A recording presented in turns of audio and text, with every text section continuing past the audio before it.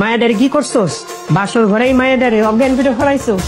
আমার বউ একটা বলদ, ও কিচ্ছু বুঝে না। আমি যখন কি করবো আমি নিজেই বুঝতেছি না। চলো বউ ঘুমাইতে যাই।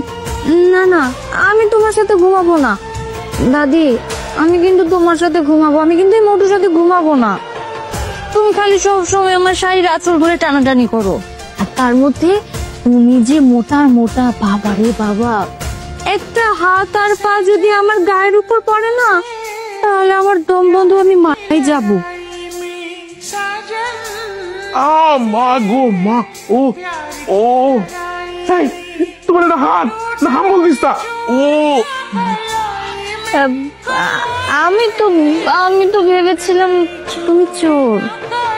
আচ্ছা, তুই এভাবে চোরের মতো ঘরে ঢুকেছিস কেন বলতো?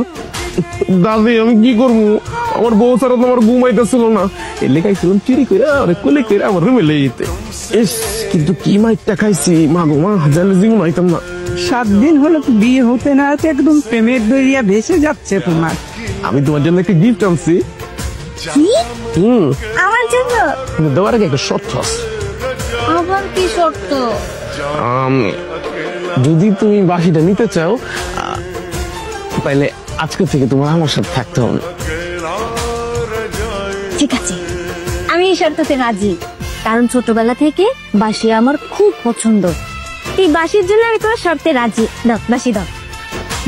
আমি তো দিতেই চাই জান, শুধু বাসি না, আমি তো আরো অনেক কিছু দিতে চাই, মানে গিফট থেকে নিয়ে সবকিছু।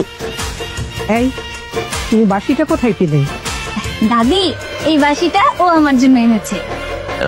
মানে আমি একটা বাসি ওর জন্য কিনে আনছি আর কি দাদি। হয়েছে, আর বাঁশি বাজাতে হবে না, এসো আমার সঙ্গে ঘুমাবে। দাদি, আমি না আজকের পর থেকে তোমার সাথে ঘুমাবো না, ওর সাথে ঘুমাবো।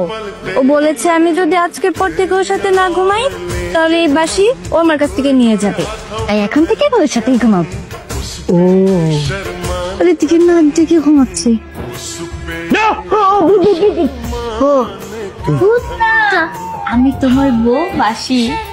আরে এটা তো আমার পেট নেই, কি চাই আমার ঘুম লাগাইলে কেন? আমার না অনেক জোরে পি পেয়েছে, কিন্তু আমার টাকা যেতে ভয় লাগে, তুমি সঙ্গে নিয়ে যাও।